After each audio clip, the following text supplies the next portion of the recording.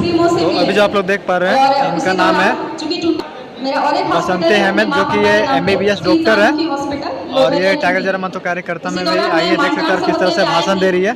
हमारे युवा महामंत्री गोमिया के शैलेश महतो जी, राजू महतो जी और डॉक्टर राजेश कुमार, इन्हीं लोगों के जरिए सबसे पहले मैं मांगटड़ गई थी। सुप्रीमो से क्वेश्चन भी पूछा कि आप सत्ता पे आए हैं तो क्या करेंगे क्या नहीं करेंगे, आपकी पार्टी क्या सोच रही है, बहुत कुछ।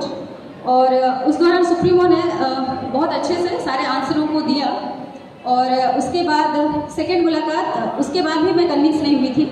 सेकेंड मुलाकात फिर ये लोकसभा में दौरा के लिए आए थे, बेलाटाड़ करमाटाड़ सियारी पंचायत में। उस दौरान फिर मैं मिली और उस दौरान झारखंड का जनरल नॉलेज को लेकर के मैंने काफ़ी ज़्यादा सुप्रीमो से पूछा था कि सुप्रीमो आज मैं आपको सपोर्ट करने नहीं आई हूँ, आपको मैं जज करने आई हूँ, एनालिसिस करने आई हूँ कि आप उस लायक हैं कि नहीं। उन्होंने बहुत पोलाइटनेस और विनम्रता से कहा था बिल्कुल मैम श्योर, आपको जो क्वेश्चन है, जो क्वेरी आप मुझसे पूछ सकते हैं। और उसी दौरान मैंने झारखंड को लेकर के काफ़ी कुछ उनसे पूछा था, यहाँ का history, geography, CNT act, SPT act, परियोजनाएं, बहुत सारी चीज़ें। और एक आध आंसर शायद गलत उन्होंने किया था, मैक्सिमम सारी चीज़ें उन्होंने सही की। उसके बाद मुझे लगा कि इस युवा को अगर इतनी कुछ अपने झारखंड को लेकर के मालूम है सारी चीज़ें, तो इसके साथ चला जा सकता है और ये झारखंडियत की बात करता है और एक बदलाव की ज़रूरत है। और उसी समय मैं पूरी तरह से लोकसभा से थी, बट उसके बाद मैं पूरी तरह से जुड़ गई और मैं किसी तरह की कोई पदाधिकारी नहीं हूँ, मैं एक सक्रिय सदस्य हूँ और हमेशा मैं काम करती रही बिना किसी पद के। तो ये रहा मेरा परिचय। और रिसेंटली ये है कि गोमिया विधानसभा से मैंने भी प्रत्याशी के तौर पे फॉर्म फिलअप किया है और चूंकि हम सारे परीक्षार्थी ही इंतज़ार कर रहे हैं कि कब हमारे संसदीय टीम, सुप्रीमो और कोर कमेटी हमारे रिजल्ट का अनाउंस करेंगे। अब ये हुई मेरी परिचय की बात। अब बात करते हैं कि किस तरह से जितने ST भाई बहनें हैं उनको जोड़ा जाए, पार्टी से कन्विंस किया जाए। तो सबसे पहली बात है कि जो मैं देखती हूँ और ऐसा होता भी है, जैसे हमारे जो संस्थापक हैं JLKM के, अब तो JBKSS नहीं कहेंगे क्योंकि JLKM के नाम से रजिस्टर्ड हो चुका है, तो उन्हीं उसी चीज़ को हम लोग कहेंगे। तो JLKM के संस्थापक जो हैं हमारे JLKM के सुप्रीमो टाइगर जयराम महतो हैं। तो चूँकि ये कुर्मी समाज से बिलोंग करते हैं, तो लोगों के दिमाग में, और चूँकि वो कर्मी समाज से बिलोंग करते हैं, तो मैक्सिमम लोग जो हैं कुर्मी भाई बहन होता है, सब उसमें ज़्यादा तौर से इन्वॉल्व हो गया, बहुत ज़्यादा, और सबको महसूस होने लगा कि ये हमारा है, हमारा ये चीज़ है। तो कहीं ना कहीं जितने और सारे लोग हैं, तो जहाँ पे किसी जाति समुदाय को, पॉपुलेशन को थोड़ा ज़्यादा देखते हैं, कहीं ना कहीं वो कॉम्प्लेक्स फील करते हैं, इन्फीरियर फील करते हैं कि अरे उसमें वो समुदाय बहुल में है, तो होपफुली जो सुप्रीमो होंगे उन्हीं लोगों की सुनेंगे या उन्हीं लोगों से वो ज़्यादा इन्फ्लुएंस होंगे, हमारा उसमें कोई अस्तित्व नहीं रहेगा। और बात ऐसे थी। और एक चीज़ था, सेकंड और एक चीज़, जैसे कि कुछ समय पहले का बात है, रिसेंटली का नहीं, जैसे बातें हुई थी कि जो हमारे कुर्मी समाज है उनको ST में शामिल होना चाहिए। तो ये सारी बातें जो है, इससे आदिवासी समाज और इनसिक्योर हो गया कि अरे बाप रे ऐसा हो जाएगा तो हमारा अधिकार छीना जाएगा। तो चूंकि ये सारी चीज़ों को क्लियर करने की बात है, और अब इसको क्लियर कैसे किया जाए। सबसे पहला बात, यहाँ भी बहुत सारे हैं हमारे आदिवासी भाई बहन बैठे ही हैं, तो ये बात कम से कम सुप्रीमो को मैं 2 बार पूछी थी।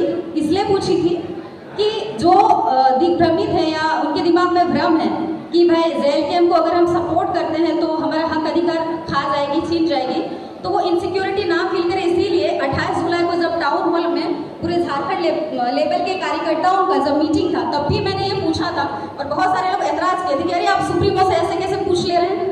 मैं बोली कि मैं फील्ड में काम करती हूँ और आदिवासी समाज को, क्योंकि मैं जानती हूँ सुप्रीमो हमारे लोकसभा में इसलिए फतह नहीं हासिल कर पाए, उसके पीछे वजह सब जानते हैं। हमारे अल्पसंख्यक भाई बहन उतने नहीं आ पाए, हमारे आदिवासी भाई बहन उतने नहीं आ पाए, और इसी तरह से छिटपुट और कोई कम्युनिटी नहीं आ पाई।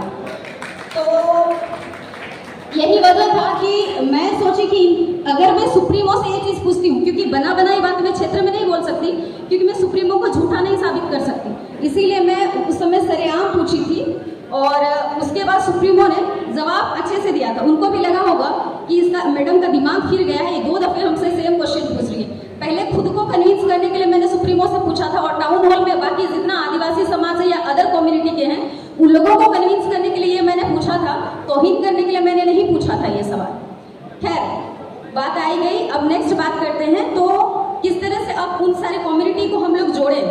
तो पहले जेबी केसेस एक संगठन था, जेबी केसेस संगठन था, उसमें कोई भी उस पर एक तरफा अपना वर्चस्व साबित करता एक बात था। लेकिन अब ये राजनीतिक पार्टी है,